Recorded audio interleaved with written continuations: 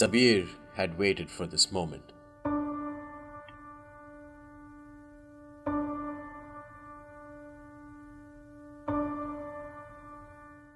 What's up, guys? Good morning, Blade Master here with episode 2 of the Avars campaign. Oh, excuse me. Great start. Great start. What better way to start off the weekend than with a sneeze and a little bit of the new Age of Charlemagne DLC campaign. I already played a couple of games, online games with the Avars, and they're actually a lot of fun. The Avar horse archers are just so good, and one good thing about these guys, if I upgrade not Moserberg, Kaposvar, not Kaposvar, the other one, Sheged, with the Warriors Hall, the Avar Noble Archers, I've just realized, have 53 missile damage. They have 16 armor penetrating, which is better than the. How much do these guys have? Like 49? I believe they have 49? 44. So 53. That's a 9 extra damage, and that's 4 extra AP. They're just so good. They're like an insanely strong unit, which with excellent rate of fire too, just like the Avar horse archers, probably even more. But yeah, we've taken over Patuj. Patuj is the people of Patuj. The Patujians don't really like us. Still sending our assassin down to scout out the last province of Croatia. I don't know if there's more provinces down this way. Maybe there is, maybe there isn't. Probably not, though. I want to take a quick look at our diplomacy. Duchy of Bavaria doesn't like us. Bohemia doesn't like us. We are stronger than them, I believe. Strength. Yeah, we are stronger than Bohemia. We're not really as strong as Bavaria. Where's the Kingdom of Lombards? Okay, the Lombard. No one really likes us, so we're going to have to be aggressive. War weariness will be an issue. So Patuj, oh, that's the best part about the Avars in the campaign, I think. You literally don't need to get any buildings. You just start off with a bunch of the best units, the Levy Archers and the Avar Horse Archers, which is why I think that difficulty is down to normal instead of like very hard or something. Because everyone hates you, but you really don't need many buildings to get your things going. Excuse me for that. Plus 10% wealth from agricultural buildings. This one enables us to build the market town, which could be a pretty important monetary building. Let's take a look. Market town. What does a market town do? Manorial court. This one, market village. You can upgrade this to a market town, which gives you an extra 100 wealth from commerce. It's basically bullshit. So no. Let's get this plus 3% replenishment rate. The first military upgrade. Ooh, and we can get our first bit of we've got a population surplus, but we need to wait until we make some more money. We are going to make 1,000 in the next turn, so after that we'll probably we'll get another building next turn. Because I think even with this army, I should be able to conquer. Yeah, just did a little bit of merging there. I don't really care for the Avar Lancers. Do I have a mercenary Avar horse archer? I can remove this guy here, disband. And instead of him, I'll get a couple of upgraded horse archers.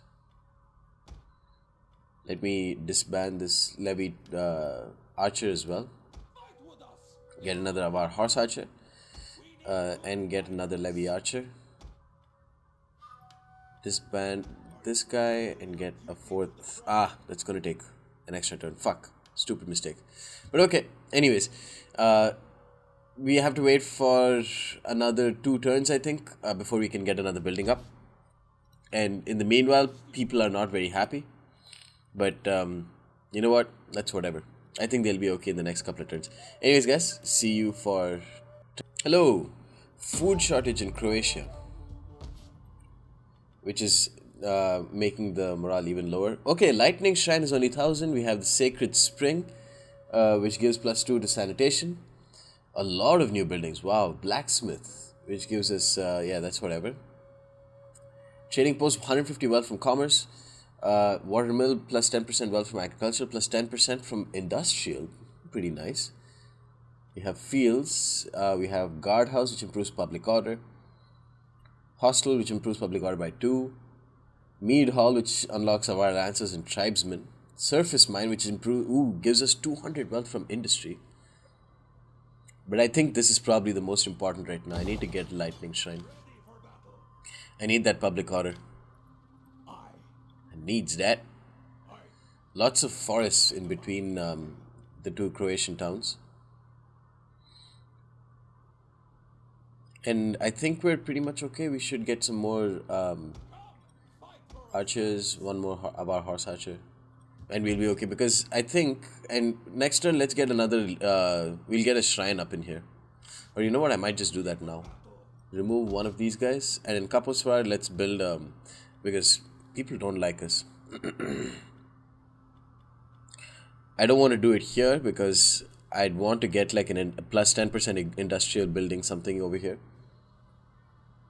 This gives us plus 5% wealth from agricultural buildings. Let's do it over here. Training post, 150 wealth from commerce. Lightning share only 900 here because construction cost is down, I guess. Yeah, construction cost down by 10%, which is good, very good. Surface mine, you don't need natural resources to build a surface mine, which is interesting. Okay, let's go ahead and build this, and let's enter. Okay, wow, a lot of guys have got unassigned skills, which is cool. Eric, plus 2 experience for melee unit recruits. We have authority. Okay, let's try and just see. Ooh, plus some percent to tax rate. This one gives plus 1 from plus 3. Okay, minus 2% upkeep, minus 2%. Okay, I could transform him into sort of like a quasi governor by getting these skills up. Ooh, stable master. I need to get the other guy. Who's this guy? Sabir. Sabir needs that stable master. What is this guy? Plus 13 melee attack for cavalry units. Okay, never mind. That's also a very good. That's a really good thing. Thing. It's a really good retinue. And who else needs? Eric, I remember Gazim. Gazim, what does he do? Zoom to his location. He's here. He's a commander. I mean, a governor. Okay, plus 20% wealth from cultural buildings. I don't know if that's going to be very important, but whatever. No. Let's get him into that tax rate thing. Yeah. This can be good. He can be a pretty powerful governor after that. Aladar Dulo, also. Plus 20% wealth from agriculture buildings. That's good. And then plus 1 cunning, and then I'll get him to increase the tax rate as well. To the tax rate bonus thing. Looks good. Alright, let's end this turn. Fuck. Disease outbreak. A foul pestilence has erupted, no doubt a result of filth and squalor. Shit. How? I thought the squalor is okay, right? Squalor is okay. It looks like it is okay. Damn. Okay. Alright, let's forget about that for a second. Let's get back to Patuj. And I think we're ready to attack. Let's move up here with Sabir. We should at least stay in here with the other guy. You can see the warriors of purity that we can probably just attack right now. That would be perfect because then he'd get garrisons. I thought he was going to get reinforcements from the garrison. It's a taxi sack. Lay siege and get a light siege tower, a couple of light siege towers, but I'm not planning to climb the walls at all. Besieging settlement. I'm just trying to force them to come out. Hopefully this guy will get enough recruits and then try and attack, and then I'll kill all of them in open combat. Because we all about that horse archer life. Okay, Mosaberg, let's get. But the squalor is okay, right? There's nothing that's I don't get it. I don't get it at all. How is Savaria and they're not, none of them are doing really well in terms of public order. Sanitation in adjacent provinces also improved this way.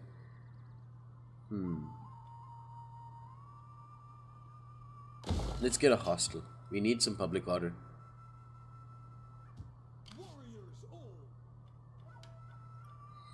And I think it's probably best if we start recruiting some more levies because things are not really looking too good in terms of public order. Anyways, guys, let's end this. Fuck, disease is spread.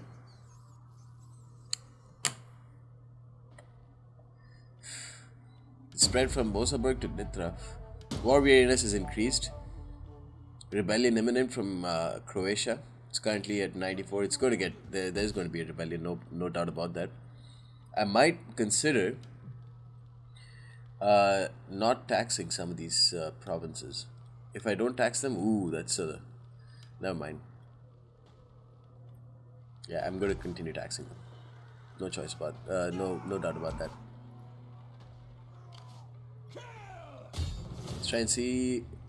We have 2 siege towers that we can use to scale the walls. Might be forced into just charging into them. No, why would I build siege towers then? I'd just build a battering ram.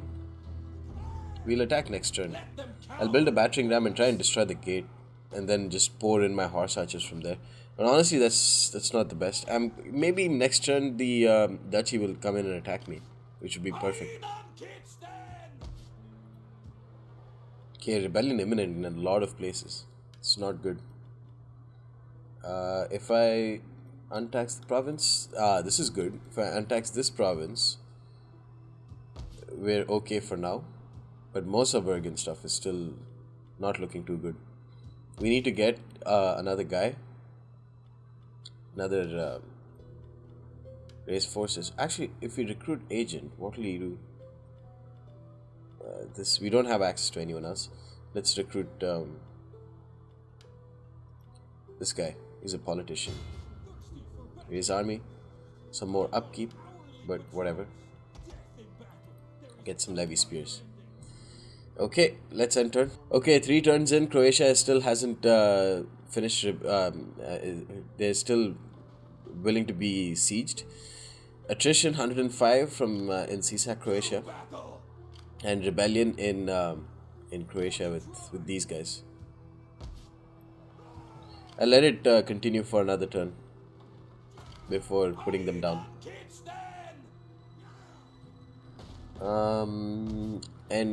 As for these guys, this guy's still recruiting men. Okay. Should I attack now?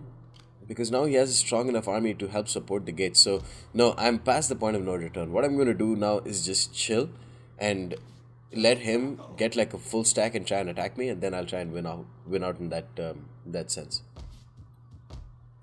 Savaria, Mosaburg doing a bit better now, but they're still, the public order penalty is still negative. Or sorry, it's still, pretty bad. Kapospar they're slowly going to be back to positive public order. We researched this. Fatigue rate minus 20%, that's a really nice one. This one enables garrison encampment. This increases raiding income by plus 20%. I'm going to do this because fatigue rate is going to be pretty nice. That means I'd just be able to run around all the time with the Avar horse archers. Might just be overkill if you think about it. And yeah, we're not making much money at all. And there's nothing that we can really do about it. Except maybe if I do tax the province. -1. Okay. Nah. But that's a lot of money that I'm just making for no reason. Yeah, I'm going to tax the province. I'll tax the province. There's no reason why I wouldn't. Okay, stay tuned for the next. Right, as expected, we have the Duchy of Croatia attacking us. Pretty sizable force, but no. Keep in mind, only one mercenary archer, and a lot of mercenary skirmisher, a lot of skirmisher cavalry, a lot of levy skirmishers, another levy archer there, and a bunch of spears. So we can just destroy them with our horse archers. I definitely have my hopes up. Let's see. You guys stay tuned for the post-battle commentary. Sabir had waited for this moment. Some of the serpents at the court had the gall to claim it was the fury of the Carpathians who had won the city of Putuj, and not him. He had a point to prove, and 1,000,000 arrows to help him prove it. The Croatian army outnumbered his men 2-1. After all, he laid siege to the capital for 3 seasons, which gave them time to recruit fresh soldiers. They did gather enough men to attack him, but they still had no answer to his key to victory. Zubar, too, had waited for this moment. Gone was the scared child running away from battle. He now longed for the sweet stench of burning flesh. Him and his brothers rode around the freshly trained Croatians, firing flaming arrows at the javelin cavalry before retreating. It was a beautiful sight. It was musical. It was magical.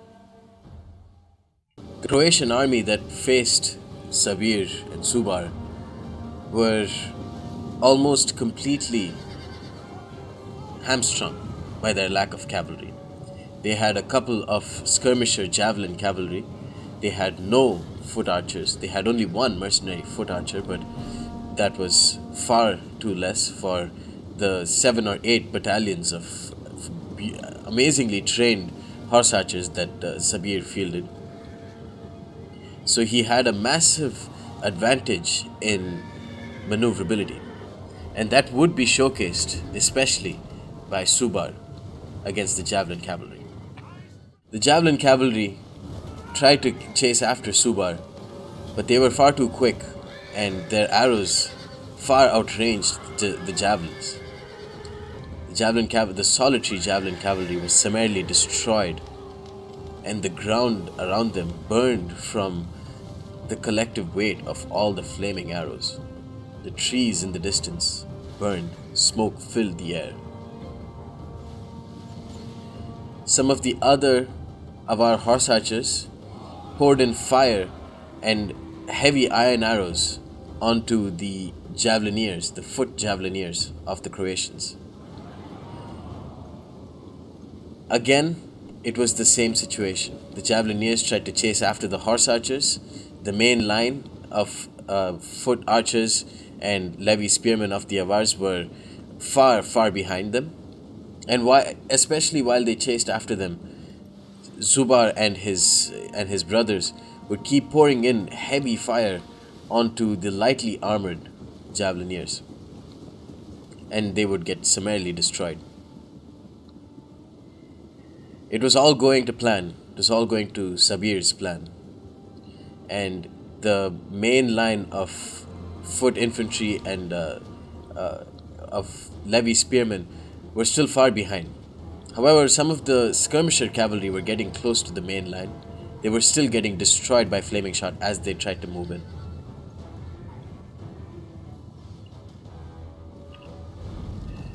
"I'm switching over to heavy arrows," Zubar cried out,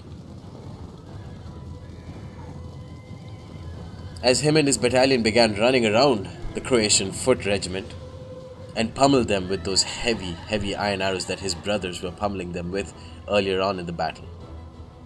They are trying to take out our general. Defend him. "Fire arrows at the cavalry, now!"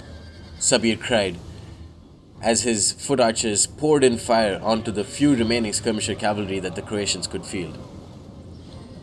There were still roughly 1,000 spearmen and 200 javelineers, though all of them were poorly trained villagers.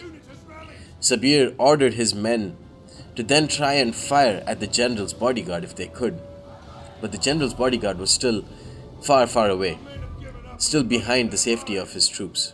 He had to wait for his moment. Some of the levy spearmen of the Avars got caught by the javeliniers, but that was their purpose in life. Their purpose was to take the fire for their brethren and die. It was unfortunate, but it was necessary.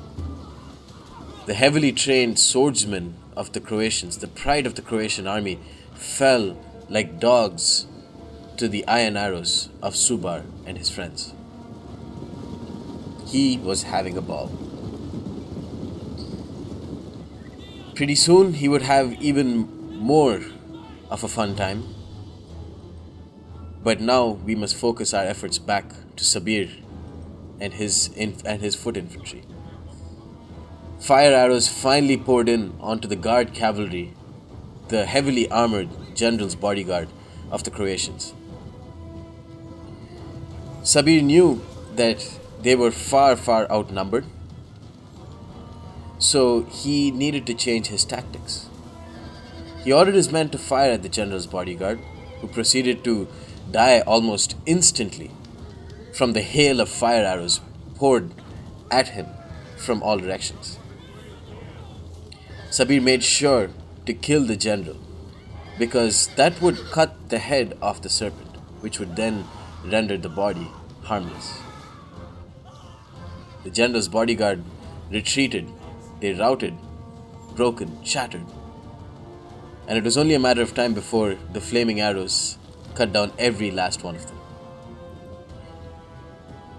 The Croatian army was now split into two. Some of the Avar lancers bravely rode in and charged into some of the javeliniers, but they took far too many casualties, still pouring in fire as they retreated, the brave soldiers that they were. The Croatian general was now dead. The head of the serpent was cut, and the body didn't know what to do, understandably. The poorly trained javeliniers were suffering possibly the worst death that could be imaginable at that time period, not being able to do anything for your country, watching your friends get hopelessly cut down by arrows while you had none of your own. They ran around helter-skelter, not knowing what to do, where to go, and they didn't have a leader to turn to in their time of need. What's more, they could see their brothers being burnt alive from arrows being poured from every direction. What was a man to do in a situation like this? Zubar and his friends even joined in hand-to-hand combat, as they decided not to waste their ammunition. Such was the barbaric fervor that Zubar and his brothers participated in these battles. Yes, Zubar had a ball, firing flaming and even whistling arrows to scare away the village levy.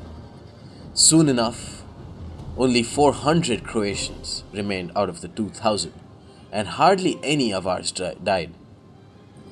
The heavy armor of the Croatians and the large shields of the Croatians weighed them down, making it easy for the Avar horse archers to surround them and cut them down. It was soon to be a glorious victory for Sabir indeed. The Croatians, once a cohesive, threatening force, were now spread all across the field. The dead bodies littered the ground. The only horses that were dead, unlike the last battle, were that of the Croatians. The few remaining villagers were getting cut down by the Avar lancers.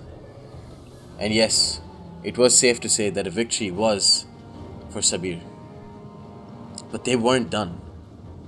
He ordered all of his troops to ride down all of the retreating Croatians.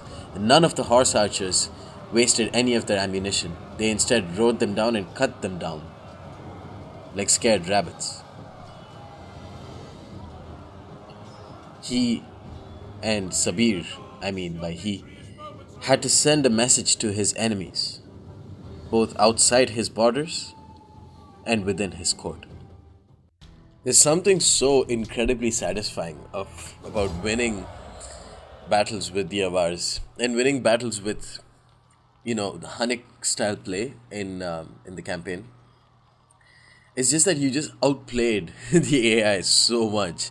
You have to outplay the AI because they outnumber you 2 to 1. But you have the tools, especially with the Avars. You have such powerful tools in destroying the enemy that it's just so much fun to just run circles around them and then cut them down. Or shoot them down in this case. Avar horse archers did a bunch of damage. The levy spearmen and tribesmen still, I haven't found a use for them. In multiplayer, the tribesmen are kind of useful. But in single player, there's no real reason to bring them over the Avar horse archers. Levy archers are a lot of fun. They're very, very powerful. Avar lances also did pretty decently. So all in all, an excellent victory. Decisive victory, of course. Loot and occupy. That'll give us 1087. We can replenish 10% of our unit by just simply occupying. Let's go ahead and occupy. Ready for battle. Okay, one sec. Yeah, so Slava deceased, of course. He was the 1-star general that commanded the new army. Destroyed. Warriors of purity weren't pure enough. War weariness has decreased, of course.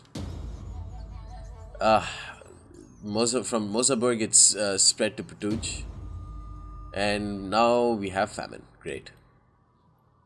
So, fuck. How did that happen? Cloth weaver, muster hall. I don't need a muster hall. We can... what do we convert this to? A mead hall. Cloth weaver. Let's dismantle this immediately.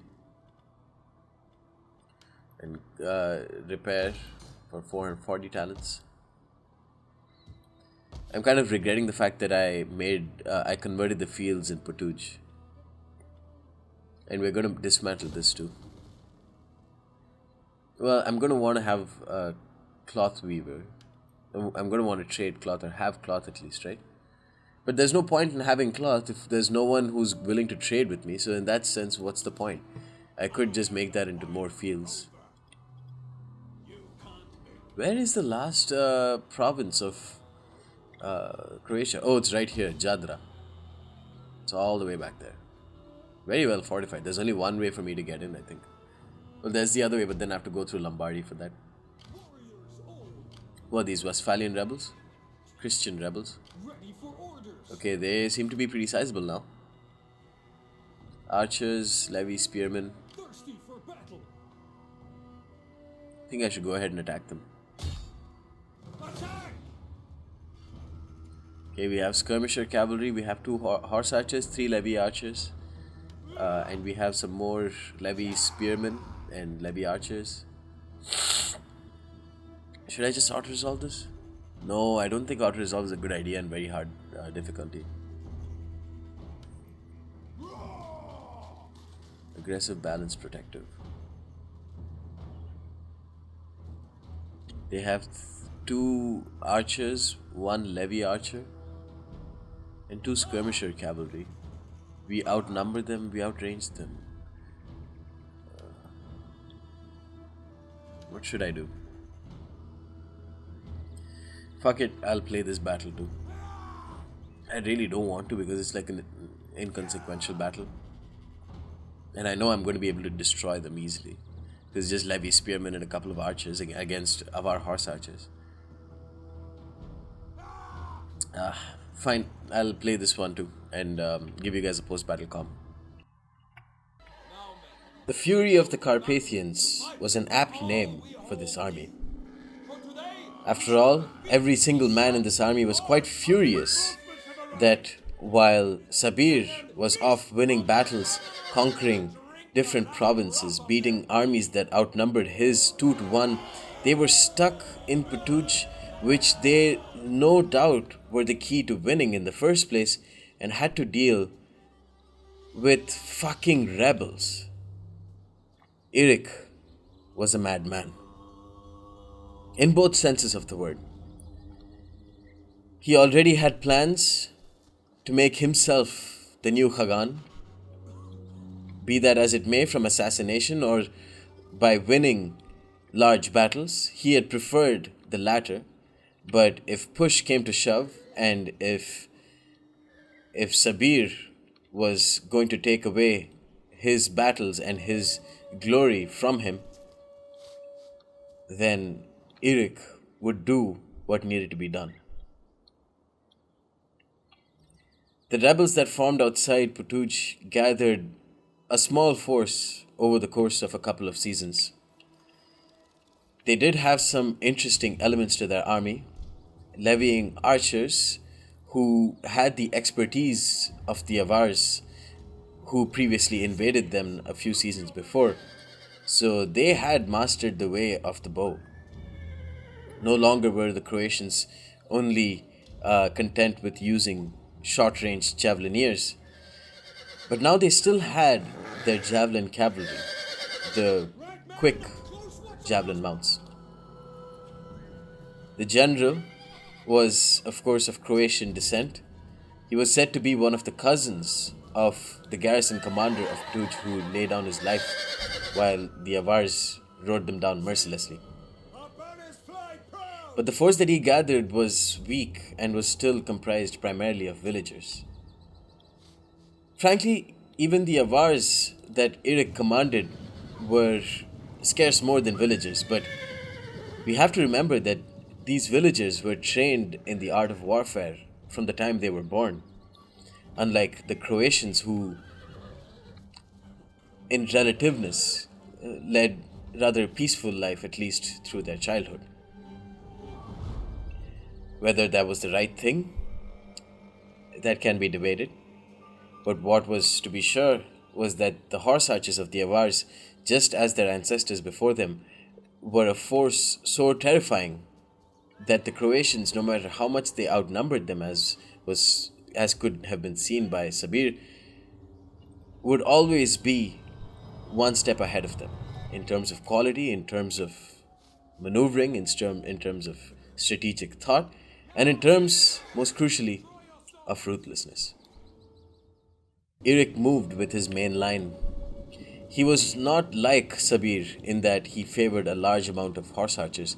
He knew that they were the key to his victory, but he could not afford to bring too many of them. The economy was already collapsing. But his levy archers, with their superior bows, would always outrange and, more importantly, destroy the poorly trained archers of the rebels.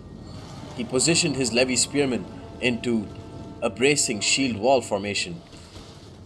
The Christian rebel king bravely but rather quite foolishly tried to march straight through the phalanx that his spearmen presented and was promptly cut down by flaming arrows from the archers behind them and by the spears of the spearmen. The Avar horse archers, meanwhile, were leading the skirmisher cavalry on a wild goose chase.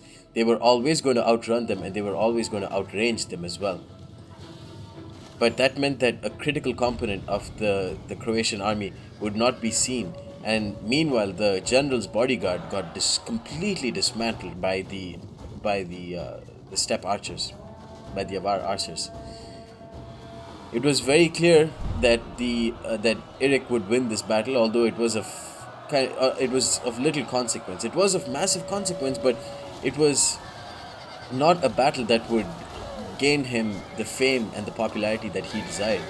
He was an essential component of the Avar military, but he would not be regarded by the others in the court as such. His Avar horse archers moved behind the Croatians and promptly killed them off with flaming arrows. And the last of the Croatian Christian rebels retreated, shattered. Just like Sabir, Eric ordered all of his men to unleash their fury by cutting down the remaining Christian rebels by hand.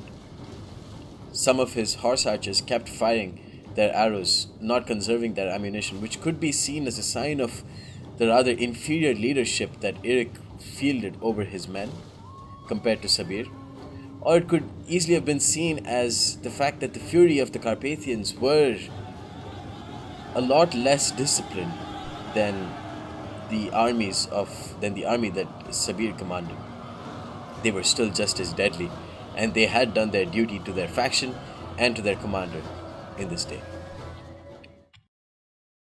Right, easily enough, destroyed these guys. Lost a couple of men in the Avar horse archers, but besides that, basically hunky dory. Could get some money. Ransom and release captives reduces integrity by 4. Replenish the units by 2%. That could be nice, but there's no real point. I'll gain some money. I think -4 integrity is not bad at all, right? There'll be a mutiny in 5 turns. Shite. Okay. Oh no. No. Go ahead and attack them and destroy them. Orders all gods, please. Thank you. Destroy. Replenish. And let's put these guys in force march and hop on back to Patuj. Fuck, there's going to be another mutiny in another thing in like another turn. Another 2 turns. Another rebellion.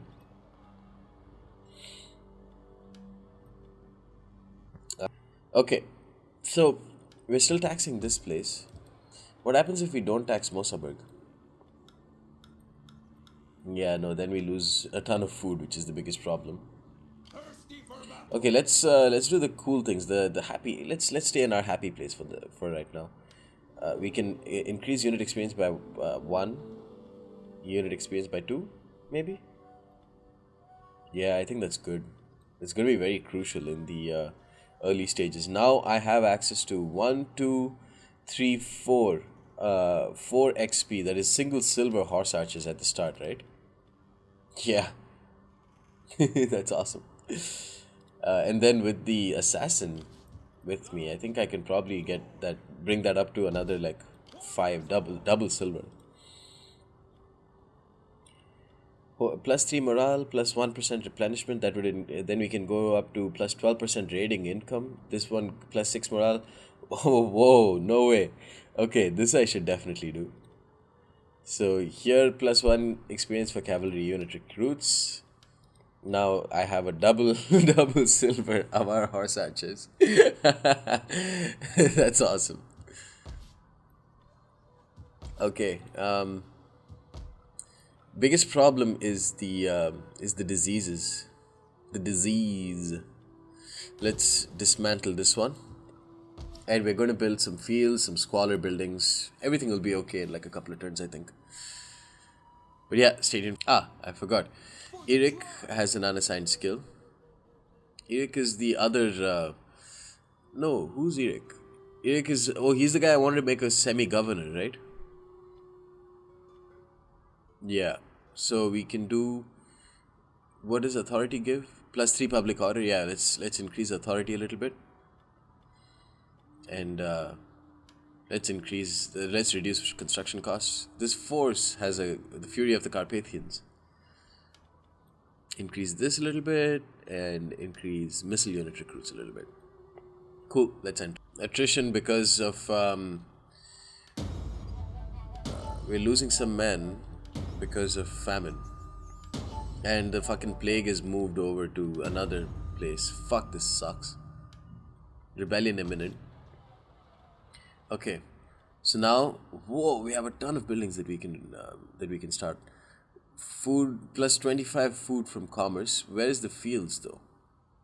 Wine market,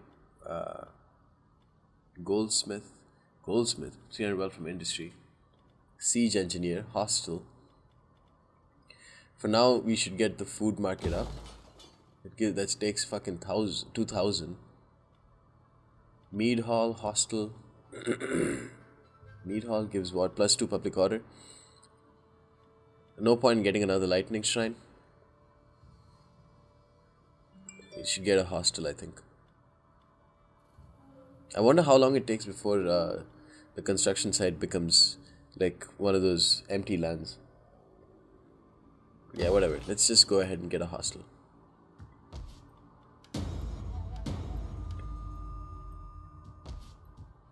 Kapuswar is public order is increasing. Savaria, oh god. This province has always been a fucking trouble province. Like, makes no sense. There's going to be a rebellion in Patuj. Just want to put down every last fucking Croatian in that place. They're so irritating. They piss me off. But while I'm at it, if there's going to be a rebellion, then might as well I be super aggressive and attack Jadra. I think attacking that would be a smart idea.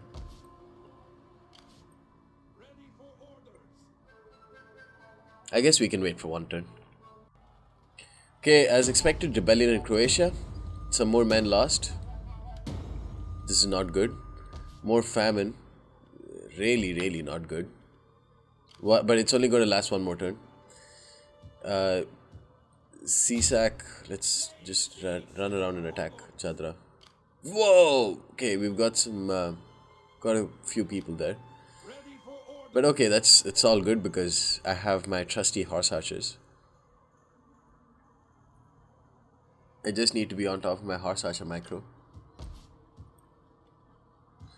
Please, the next turn can't come quick enough, and then we still have to deal with this fucking with this sanitation problem. I might have to remove the hostel and then get and then build a a sanitation building instead, public baths or whatever. Right, okay, things are looking a bit better now. Fury of the Carpathians lost. We lost like 100 men total, but the men are getting replenished now. Should convert this building, but we don't have enough money. We should move back to CSAC and get our replenishment back up. How many more turns for the disease pestilence? I don't know. I guess we just dismantle the hostel and then build a whatchamacallit instead. Public bath or whatever it's called. Damn, if I get warrior rights as well, then I can get almost a single gold horse archer like 15 turns into the game. Isn't that insane? I don't want to deal with the fucking Patuj rebels again and again. It's the same shit. But I think they might just be a bit too much. Let me get another horse archer, a couple of horse archers. Can never have enough horse archers. So yeah. Stay tuned for... Actually, Attila, who is a garrison general at Kaposvar, increases replenishment. No, let's make him into a governor general as well. Increased tax rate, increased cunning. Integrity is super low. We have Oktar here, and he's come up against a spy in Agiluf. Let's attack him, assassinate. It's a waste of our money though, but whatever. Critical success, killed his mark, awesome. Then let's move back to CSAC. Alright, ending turn here, guys. The fury of the Carpathians have dangerously low integrity. Let's decimate them. Yeah, we should decimate order. Yeah. Okay, rebellion imminent in Moravia. Damn, dude. And let's get a sacred spring there. So we're gonna have to bring up a couple of men, a couple of levy archers there. Decimate was ordered, right? Come on, Carpathians. Okay. If we win a battle, then we'll get some. We'll get back some integrity. So that's good. Should I help out Patuj against these guys? I think we're okay. I mean, we have 4 horse archers. And if anything, Savaria can help. Warriors of the old ways. We should go ahead and attack Jadra because it's all part of the same province. Yeah, we'll be okay. Well, that's a huge army, bro. Might just be too big for me to take on at the same time because they probably have a decent garrison force. Jadra, view garrison details. They have 4 levy spearmen and 2 skirmishers. The problem is the maps are just so small that you can't run around forever and you are bound to hit the red line. So in that sense, that could be an issue. So I might just move back. Or if I stay here, he might just be tempted enough to attack me without the garrison force helping him. So that could be a nice little treat for me. But yeah, we'll leave that until episode 3. Hope you guys enjoyed it and stay tuned for more. Peace.